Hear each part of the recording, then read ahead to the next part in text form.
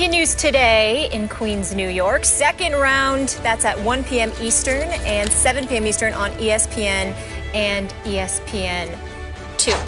Meanwhile, a federal judge let the air out of Deflategate Thursday, erasing New England quarterback Tom Brady's 4-game suspension. U.S. District Judge Richard Berman said NFL Commissioner Roger Goodell went too far in affirming punishment of the Super Bowl winning quarterback.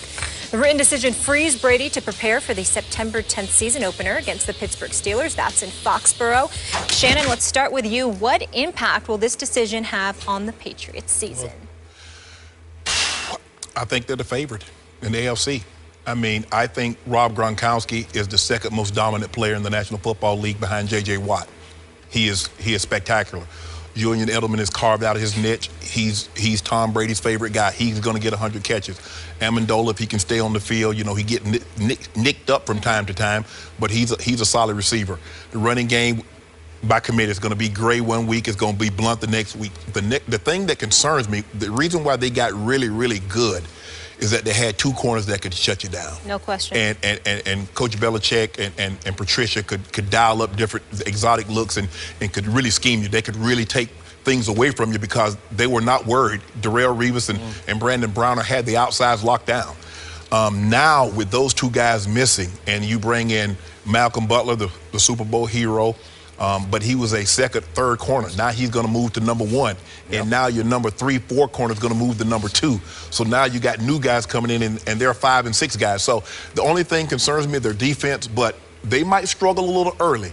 But if you know anything about a Coach Belichick team, as the season progresses, they progress. So I'm not worried about the Patriots. They're going to be what they normally are, 12-4, 13-3.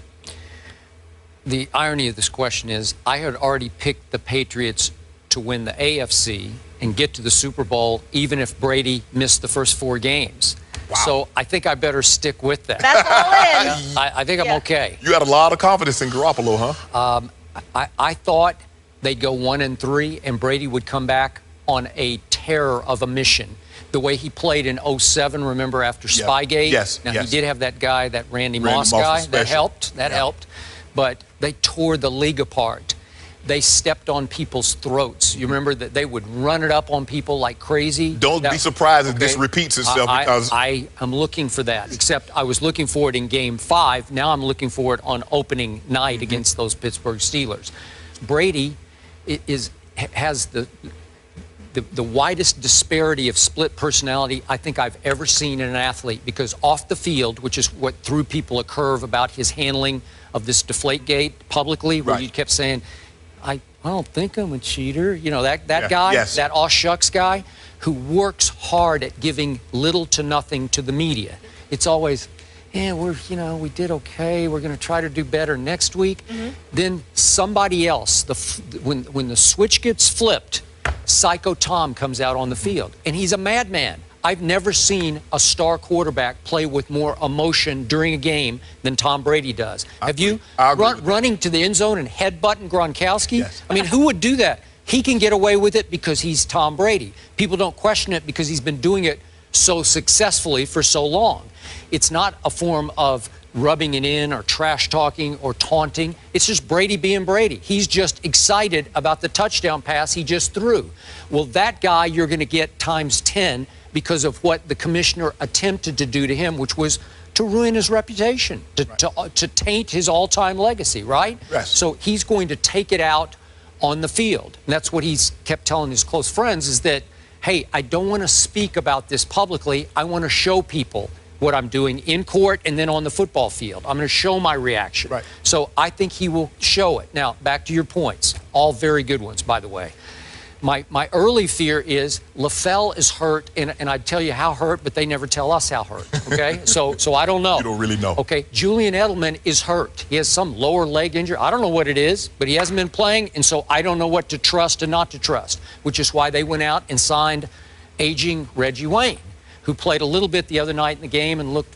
No, don't do that, Skip. He looked bad. Skip, last year he was walking in the routes. He can't run anymore. I would agree with you. So I'm not counting on anything from him.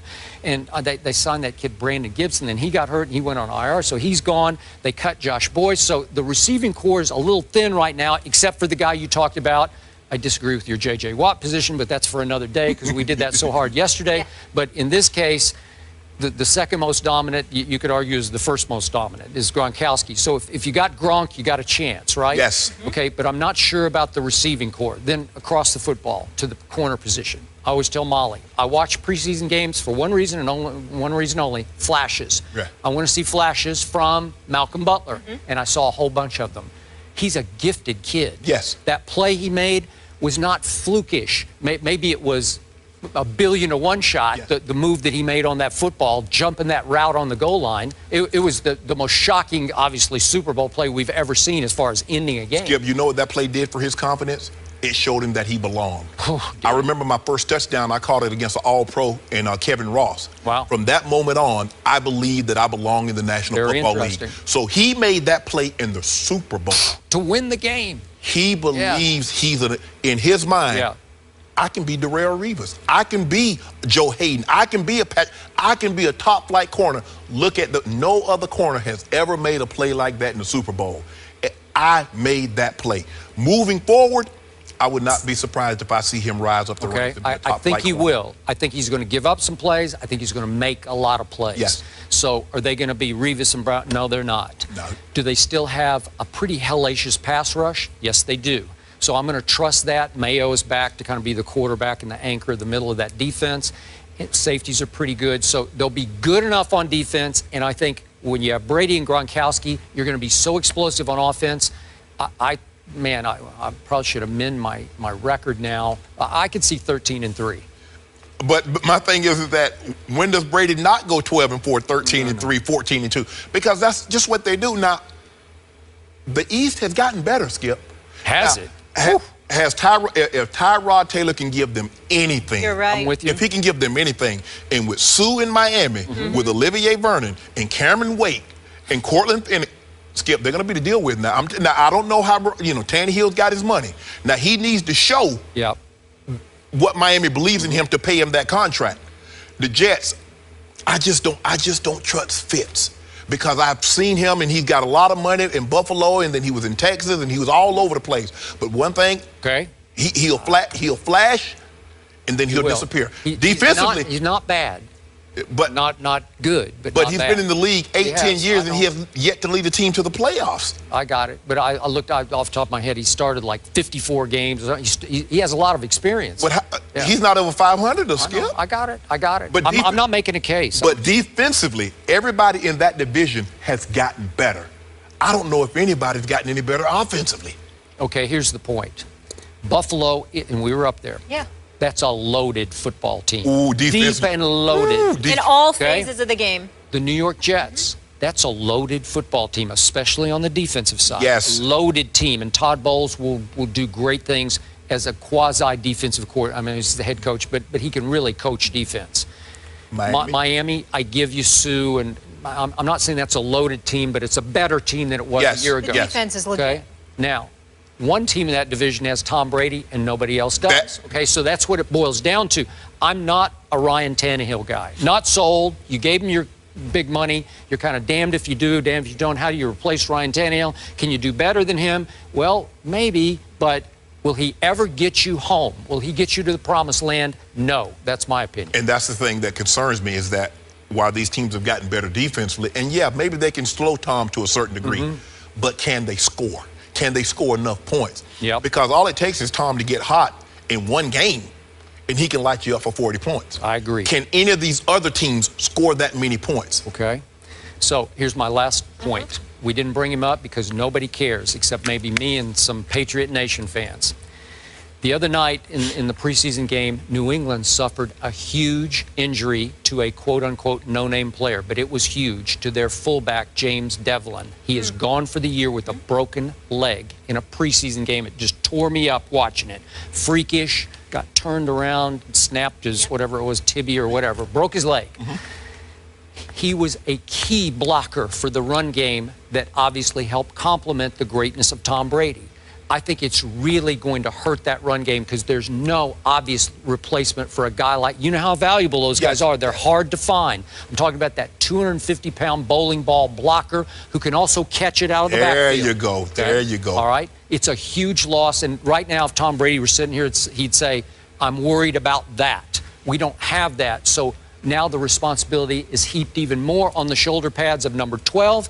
They might have to throw the football a little more than they want because they don't have the blocking back. I never really worry about the Patriots as long as 12 is under center. When he leaves, I'm going to be extremely worried. But as long as he's there, if you're a Patriots fan or a Patriots player, you should sleep really well at night knowing 12's got our back. There were quarterback questions top to bottom in that AFC East division, but no longer with the New England Patriots because Tom Brady will be playing Week 1. That is Thursday when they host the Steelers. Speaking of that, after the break, our NFL analyst Mark Schlereth will join us to discuss this Deflategate business.